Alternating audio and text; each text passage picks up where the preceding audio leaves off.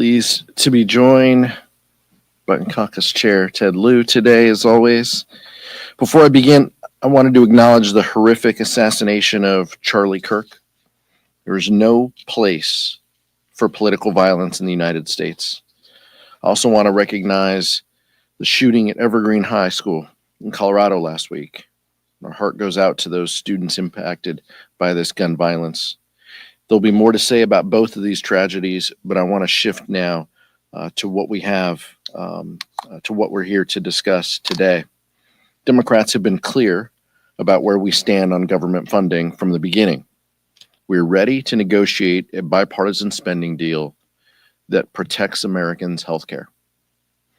But we will not be complicit in passing any legislation that takes away health care from the American people. One of the Democrats' top priorities has long been to ensure every single American has access to high quality and affordable health care. That remains truer more than ever. At a time when Americans are facing a dual health care and affordability crisis, it's our responsibility as members of Congress to put our differences aside and to come together to bring down costs. This shouldn't be controversial. We've been hearing about the high costs, rising unemployment, and recession fears impacting Americans in every district. We cannot allow healthcare to be another thing that's out of reach. We have a chance to come together and to tackle these crises head on and to undo some of the damage within Republicans' big ugly law. Unless Congress acts, 15 million Americans will lose healthcare, and 24 million Americans who rely on the ACA could see their health insurance go up by 75%. In my district alone, nearly 400,000 people depend on Medicaid or receive a premium subsidy. Democrats are doing everything in our power to ensure the worst parts of the big ugly law don't become a reality for our constituents. That's why we'll continue to hold fast to our position and implore Republicans to abandon their go-it-alone approach. Introduce Vice Chair Ted Lieu. Thank you, Chairman Aguilar. The murder of Charlie Kirk was horrific, despicable, and unacceptable. Last week's killing of Mr. Kirk was also part of a broader trend of political violence in our country. Last month, Minnesota Representative Melissa Hortman and her husband Mark were killed in a politically motivated attack, and State Senator John Hoffman and his wife Yvette were shot and wounded. In April, the Pennsylvania governor's mansion was set on fire in an attempted assassination while Governor Josh Shapiro and his family were celebrating Passover. A few years ago, a plot was uncovered to kidnap Governor Gretchen Whitmer. We've also seen horrific political violence targeted toward President Trump, Speaker Pelosi and her husband, Majority Leader Steve Scalise, Gabby Giffords, and several other political leaders and judges in the last decade. While political disagreements are part of democracy, they are never, ever acceptable pretext for harming others. Political violence is never acceptable. In our caucus today, there was a lot of discussion about healthcare, and under the Republican policies and Trump's policies, healthcare costs are rising. Under the big, ugly law, we've got $500 billion set to be cut in Medicare. Millions of people will be thrown off Medicaid, and ACA premiums are set to rise. According to the Kaiser Family Foundation, for example, if you are a couple, 60 years old, and you make over $85,000 a year, your premiums will rise over $1,500 a month. That's over $18,000 annually. In addition, people who are on employer-based health coverage, their premiums are also going to rise because guess what? When you don't cover people, they still get sick, they still go to the emergency room, and they still get treated. And then those costs get passed to people who have health insurance coverage. So we're asking Republicans and Donald Trump to reverse their policies that are increasing people's healthcare costs. Questions? Maeve? Health tokens, we're talking this morning about a potential $32 million increase in member security. I was just wondering what you make of a possible plus up in member security funding and what you would like to see in the wake of last week's event. It's a topic that members are concerned about. without a doubt. We appreciate that Ranking Member Style and Chairman Style and Ranking Member Morelli came together and had a discussion about changes for the August work period from a security standpoint. We look forward to those conversations. We haven't seen the CR. I don't know what's in the bill. Details matter when it comes to that topic, but it's something that members care about. But look, that's one small aspect of it. Nobody should be fearful about going to work and carrying on their job, and that includes members of Congress like Ted and I. There are kids that are afraid to go to school because of gun violence as well. There are people who are losing health care and may not have health care next year or in 18 months as a result of policies that we've taken here under the dome. Those are things that are front of mind to House Democrats. That's what we're concerned about. That's what we're looking for in the language on the CR here. This has not been anything that we have discussed. It's not been anything that the four corners have discussed. This is a partisan CR that could potentially be dropped today. That's how we view it. But we're like everyone and like you, we look forward to reading it when it's made public. But as House Republicans showed last year, just because you post it and make it public doesn't make it the final product. Elon Musk changed that last December when that CR was posted. So we'll see what the final product looks like and what Republicans take to the House floor. Nick? Are you confident that whenever it's in the House, you guys and Senate Democrats are going to be on the same page on this bill? Look, my job is Democratic Caucus Chair. My job is to work with the Democratic Caucus here in the House. I will tell you, we've been in meetings with our Senate counterparts, and I think everybody understands the importance of the moment that we're in and the uncertainty that the big ugly law has created on exacerbating this healthcare crisis that we have talked about. This is something that the American public are living in, the affordability crisis now, and the healthcare crisis will continue to come.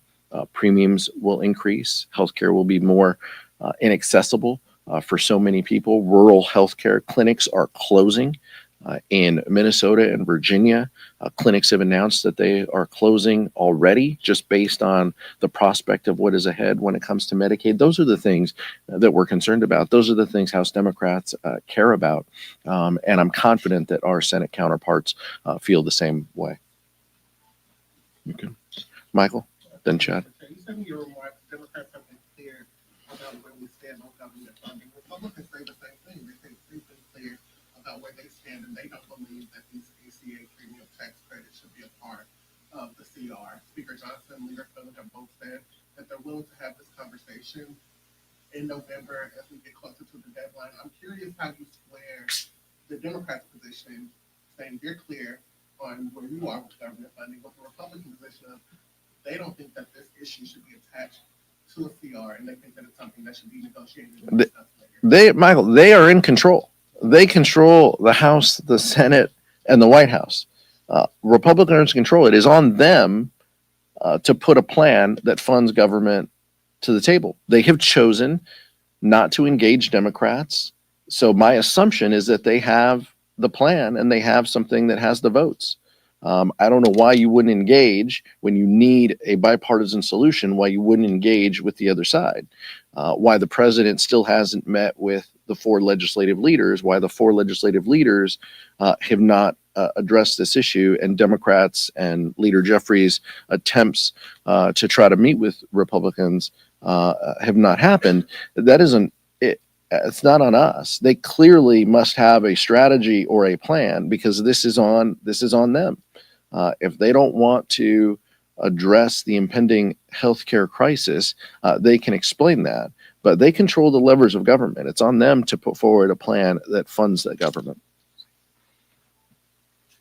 So Chairman Aguilar is absolutely right. Republicans control the White House, the House, and the Senate. And if they want to decimate healthcare, well, they have the right to do that as a majority party. They just have to be able to pass their laws the bills into law as a majority party. If they can't do that, then they've got to present bills that I would vote for. And if they're not going to do that, I'm not going to vote for it. It's pretty simple, right? But the reason that we're fighting for healthcare as Democrats is because these are life and death issues. If you can't afford medication for your disease, if you can't pay for healthcare that's harming one of your family members, it could affect life and death issues. It could harm people. And it's even more than that. As Chairman Aguilar said, you've got hospitals shutting down. You have massive cuts to treatment for people who are in cancer trials. You have research of cancer being cut.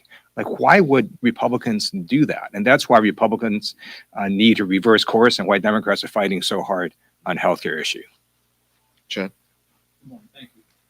Should Democratic leaders, and for that matter, Republican leaders, be talking individually to some of their members who say intemperate things in these times of volatility? Ilhan Omar said some things about Charlie Kirk. There's an effort to censure her now. Should there be these conversations on both sides of the aisle? Both sides have some of these members who say these intemperate things, and that doesn't contribute to lowering the temperature. Every leader has an obligation to lower the temperature right now. And every leader has an obligation to tell our members to lower the temperature down. There is no place for political violence within our community. And it's on us to ensure that that happens. I disagree with the retweet of one of our colleagues. I disagree with how some of our Republican counterparts are talking about this. Nancy Mace and Derek Van Orden are not doing their part to lower the temperature down, and Speaker Johnson needs to address that. But I would also tell you that Vice President Vance and the president are not doing their part in lowering the temperature. They are blaming Democratic organizations. They're blaming Democrats for this violence, and I think that there's no place for that within our sphere. They should be doing everything they can to bring people together rather than creating wedges.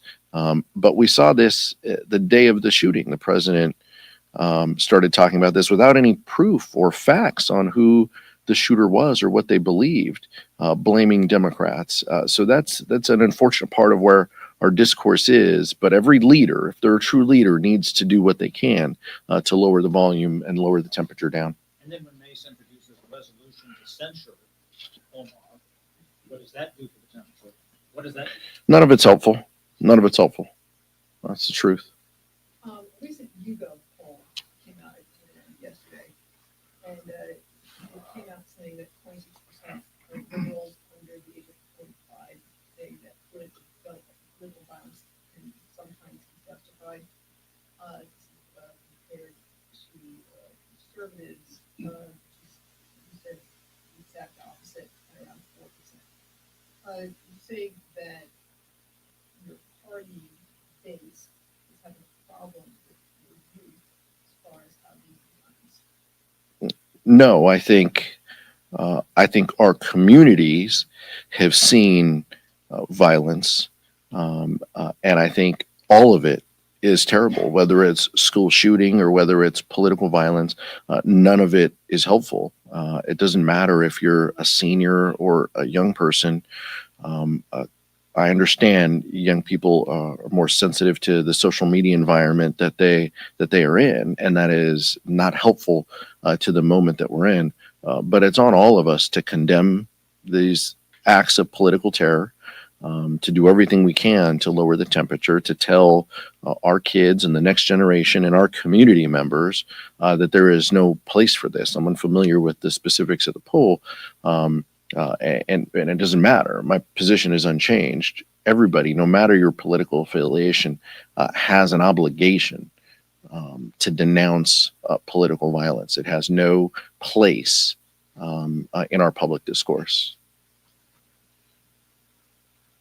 So would you support including new sanctions on Russia in the CR? Look, I haven't seen the CR. I don't know what's in the CR. I'll evaluate it and read it when I see it.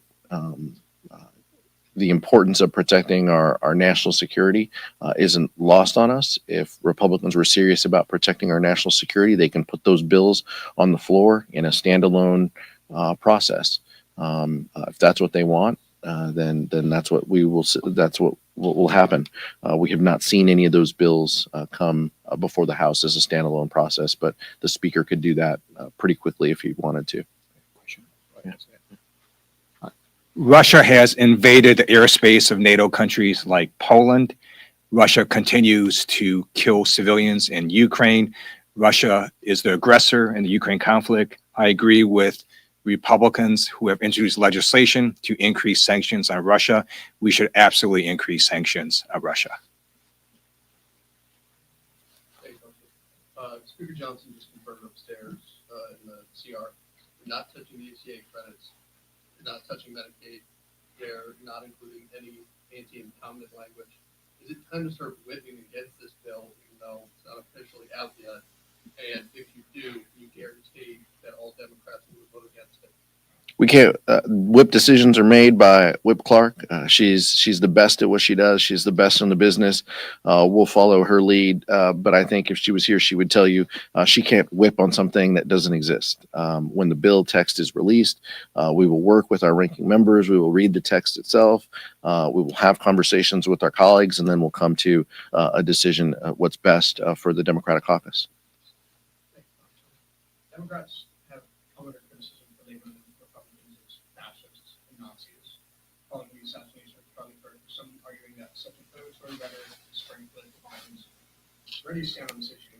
For example, Democrats such as Jasmine Crockett stopped referring to the president as a wannabe Hitler. What other Democrats? You said fascists and what? What was your? Fascists and Nazis is common inflammatory Okay. rhetoric. Common, but you're not attributing it to any Democrat or any member of the Democratic caucus. I'm just trying to understand the question.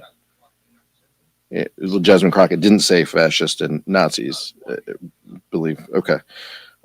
Look, I mean, my answer is, all of us have to dial down the rhetoric here. You didn't mention any of our Republican colleagues and some of the things that they have said about the left and about Democrats specifically.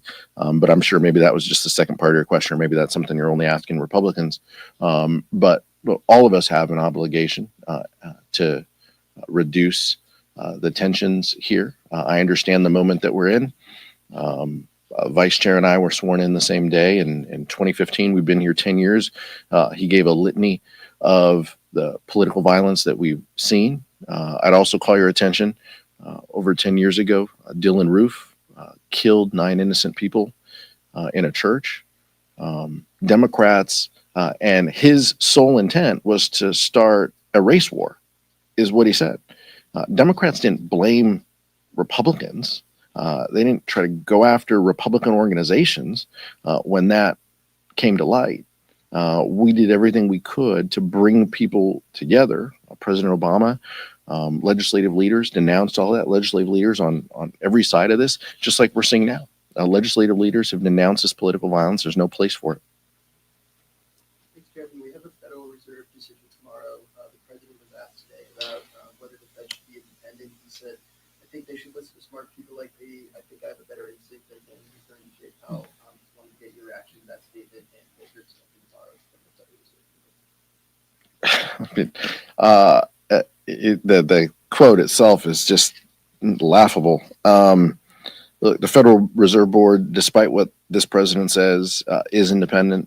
They will make a decision that governs the monetary policies of the country. My expectation is that they will follow the data and make the best decision. It doesn't ever seem to be enough for this president, but I trust that they'll do work based on actual data and what's in the best interest of the economy and the country. The jobs numbers are horrible.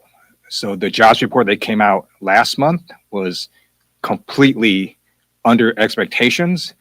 And it was so bad that the president felt compelled to fire the head of the Bureau of Labor Standards, distract from how bad that report was.